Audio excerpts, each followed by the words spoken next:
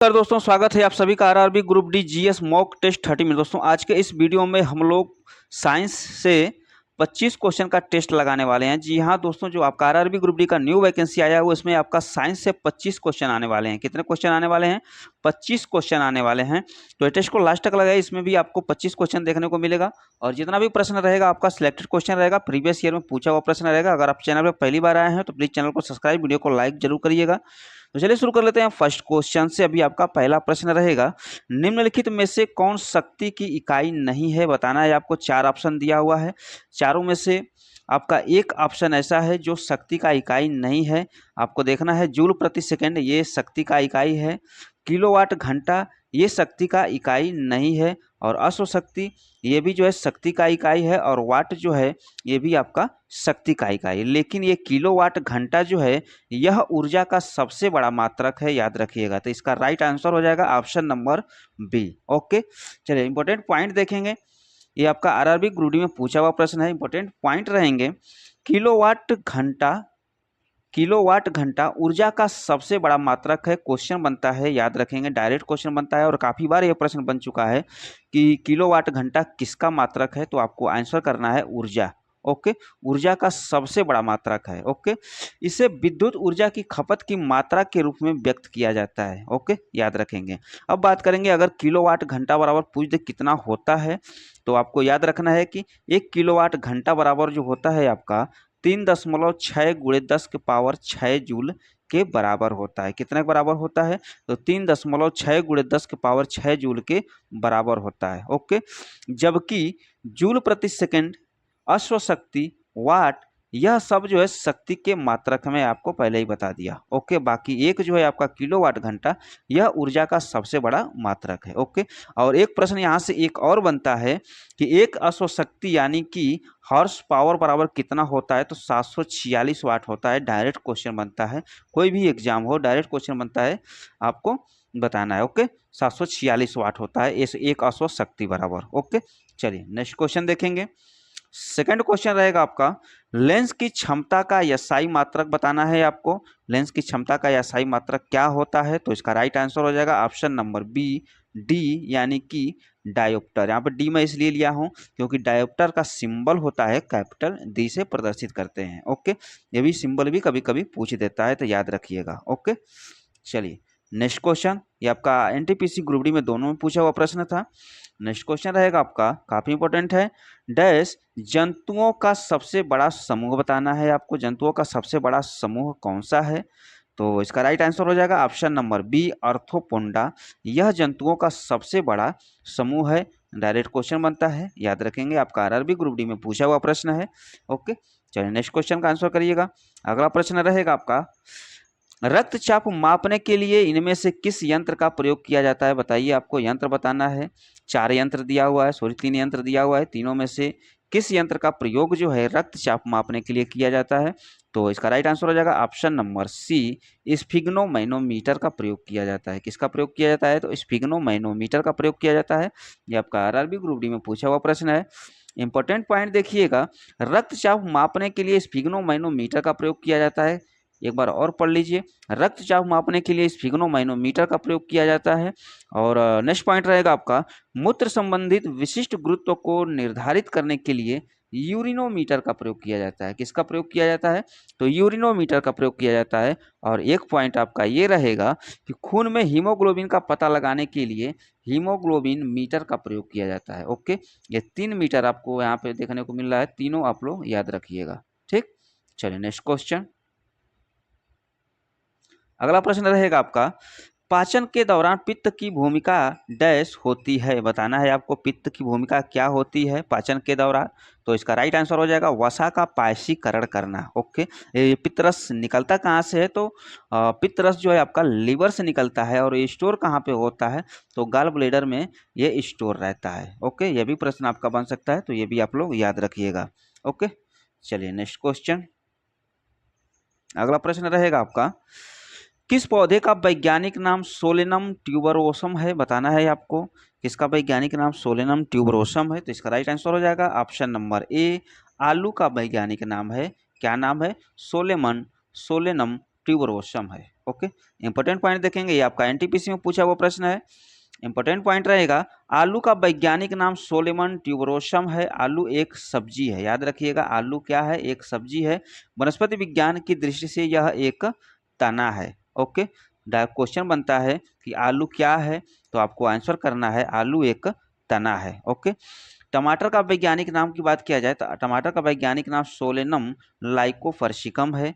ये भी प्रश्न बनता है, इसलिए इसको मैं ले लिया हूँ, इसको याद रखिएगा। और प्याज का वैज्ञानिक नाम अगर पूछ दिया तो आपको आंसर करना है एलियम सेपा। ओके, क्या नाम है प्याज का वैज्ञानिक नाम, तो एलियम सेपा है, याद रखेंगे। अब बात करेंगे कद्दू का वैज्ञानिक नाम। अगर कद्दू का वैज्ञानिक नाम पूछा आपसे तो कुकुरबिटा मैक्सिमा आपको आंसर करना है। Okay, next question, question number 6 रहेगा आपका, एक्सरे की खोज किसने की थी, बताना है आपको एक्सरे की खोज किसने किया था, एनटीपीसी में पूछा हुआ प्रश्न है। तो एक्सरे की खोज जो है डब्ल्यू रैंटजन ने किया था, option number A is the right हो जाएगा। डिटेल में देखेंगे, डब्ल्यू रैंटजन एक्सरे की खोज किए थे। मार्कोनी की बात किया जाए तो मार्कोनी जो है रेडियो संचार की खोज किए थे। क्वेश्चन बनता है, याद रखेंगे। नेक्स्ट पॉइंट रहेगा आपका, हेनरी बेकरेल रेडियो धार्मिता की खोज किए हैं। किसकी खोज किए हैं, तो रेडियो धार्मिता की खोज किए हैं। और न्यूटन की बात किया जाए तो न्यूटन जो है गुरुत्वाकर्षण की खोज किए हैं। ये वेरी वेरी इंपॉर्टेंट है, याद रखेंगे। ओके, चलिए नेक्स्ट क्वेश्चन, अगला प्रश्न रहेगा आपका, फाइकोलॉजी में किसका अध्ययन किया जाता है, बताना है आपको। फाइकोलॉजी में किसका अध्ययन किया जाता है, तो शैवालों का अध्ययन किया जाता है। और माइकोलॉजी में जो है कवकों का अध्ययन किया जाता है। ओके, दोनों आप लोग याद रखेंगे, माइकोलॉजी में कवक का अध्ययन किया जाता है और फाइकोलॉजी में शैवालों का अध्ययन किया जाता है। ओके, पूछा जाता है ये प्रश्न, याद रखेंगे। नेक्स्ट क्वेश्चन रहेगा आपका, बाइफोकल लेंस का आविष्कार किसने किया था, बताना है। बाइफोकल लेंस का आविष्कार किसने किया था, तो इसका राइट आंसर हो जाएगा option number B, Benjamin Franklin ने किया था। ग्रुप डी में पूछा हुआ प्रश्न है, डायरेक्ट क्वेश्चन बना था ये। तो बाइफोकल लेंस का प्रयोग किसने, खोज किसने किया था, तो बेंजामिन फ्रैंकलिन ने किया था। नेक्स्ट क्वेश्चन रहेगा आपका, प्रतिरोधकता का या स्थायी मात्रक बताना है आपको। प्रतिरोधकता का या स्थायी मात्रक काफी डिफिकल्ट है ये, तो इसका राइट आंसर हो जाएगा ऑप्शन नंबर सी, ओम मीटर होता है। क्या होता है, ओम मीटर होता है। ओके, आपका आरआरबी ग्रुप डी में पूछा हुआ प्रश्न है, थर्ड शिफ्ट में, सेकंड शिफ्ट में। ओके, इंपॉर्टेंट पॉइंट देखिएगा, प्रतिरोधकता का यह स्थायी मात्रक ओम मीटर है। किसी पदार्थ द्वारा उसमें से प्रवाहित की जाने वाली विद्युत धारा को अवरुद्ध करने की क्षमता को उस पदार्थ की प्रतिरोधकता कहते हैं। ओके, नेक्स्ट पॉइंट रहेगा आपका, सुचालक पदार्थ की प्रतिरोधकता कम तथा कुचालक पदार्थ की प्रतिरोधकता अधिक होती है। प्रश्न बनता है, याद रखेंगे। ठीक, चलिए नेक्स्ट क्वेश्चन, ध्वनि के माप की यूनिट क्या है, बताना है आपको। ध्वनि के माप की यूनिट क्या है, ध्वनि किससे मापी जाती है, तो इसको ये तो सबको पता है, डेसिबल से मापी जाती है। ओके, चलिए नेक्स्ट क्वेश्चन, अगला प्रश्न रहेगा, डैश की एसआई इकाई जूल प्रति सेकंड है, बताना है आपको। जूल प्रति सेकंड किसका एसआई मात्रक है, तो इसका राइट आंसर हो जाएगा ऑप्शन नंबर सी, शक्ति यानी कि पावर का एसआई मात्रक है जूल प्रति सेकंड। ओके, इंपॉर्टेंट पॉइंट देखिएगा, कार्य करने की दर को शक्ति कहते हैं। प्रश्न बनता है, इतना ही दूर आपका प्रश्न बनता है कि कार्य करने की दर को क्या कहते हैं, तो इसका राइट आंसर हो जाएगा शक्ति कहते हैं। इसकी इकाई जूल प्रति सेकंड के बराबर होती है और इसका फार्मूला होता है पावर बराबर वर्क अपान टी। ओके, पी बराबर डब्ल्यू अपान टी, प्रश्न याद रखिएगा ये फार्मूला। ओके, फार्मूला भी कभी कभी पूछ देता है। नेक्स्ट क्वेश्चन रहेगा आपका, न्यूटन दस के मापन की इकाई क्या है, इकाई है, किसकी इकाई है, न्यूटन किसकी इकाई है, बताना है आपको। तो इसका राइट आंसर हो जाएगा ऑप्शन नंबर बी, बल का मात्रक है। Okay, Newton. इंपॉर्टेंट पॉइंट देखिएगा, बल का यह स्थायी मात्रक न्यूटन है। बल एक धक्का या खिंचाव है जो वस्तु की स्थिति में परिवर्तन लाता है। ओके, बल द्वारा जो होता है क्या होता है, वस्तु की स्थिति में परिवर्तन लाया जाता है।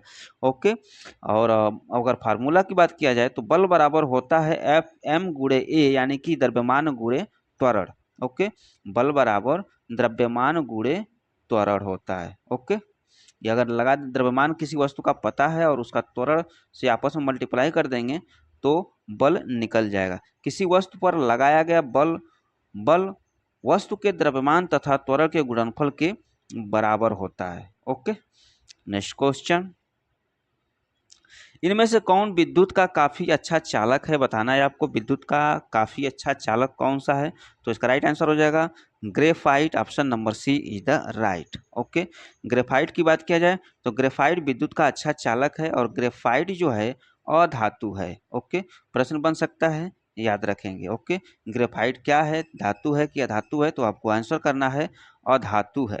ओके, नेक्स्ट क्वेश्चन रहेगा आपका, रेटिनॉल मुख्य रूप से डैश से संबंधित है, बताना है आपको। रेटिनॉल किससे संबंधित है, तो विटामिन ए से संबंधित है, यानी कि विटामिन ए का रासायनिक नाम है रेटिनॉल।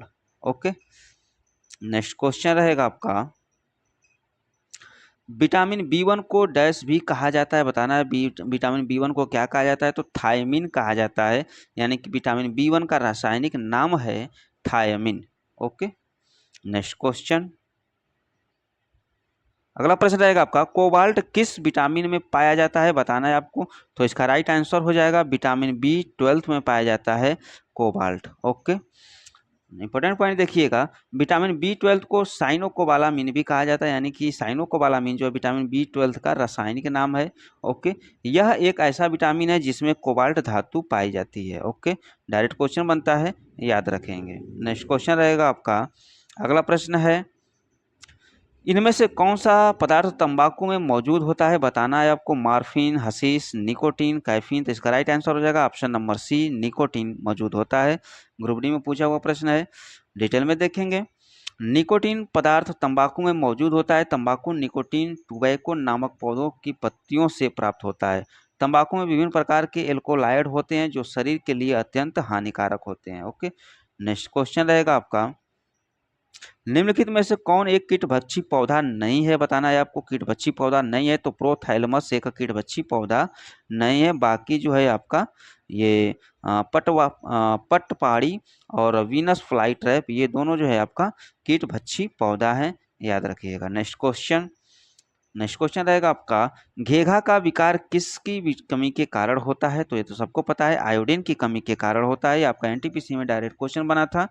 नेक्स्ट क्वेश्चन रहेगा आपका, वायुमंडल में सामान्यतः कार्बन डाइऑक्साइड पाया जाता है, कितने प्रतिशत पाया जाता है, तो 78% नाइट्रोजन पाया जाता है, 21% ऑक्सीजन पाया जाता है और 0.03% जो है CO2 पाया जाता है, यानी कि कार्बन डाइऑक्साइड पाया जाता है। ग्रीन हाउस प्रभाव इसको बोलते हैं। ओके, नेक्स्ट क्वेश्चन रहेगा आपका, हरी मटर का वैज्ञानिक नाम बताना है, तो इसका हरी मटर का वैज्ञानिक नाम जो होता है ऑप्शन नंबर बी, पीसम सैटाइवम होता है। आपका ग्रुप डी में पूछा हुआ प्रश्न है। ओके, नेक्स्ट क्वेश्चन रहेगा आपका, फलों का अध्ययन कहलाता है, फलों का अध्ययन को क्या कहते हैं, तो पोमोलॉजी कहते हैं। डायरेक्ट क्वेश्चन बनता है, याद रखिएगा। ओके, नेक्स्ट क्वेश्चन, अगला प्रश्न का आंसर करेंगे आप लोग। अगला प्रश्न रहेगा, गुरुत्व बल डैश के बीच आकर्षण बल द्वारा परिभाषित होता है, बताना है आपको। तो दो द्रव्यमानों के मध्य लगने वाले आकर्षण बल को गुरुत्व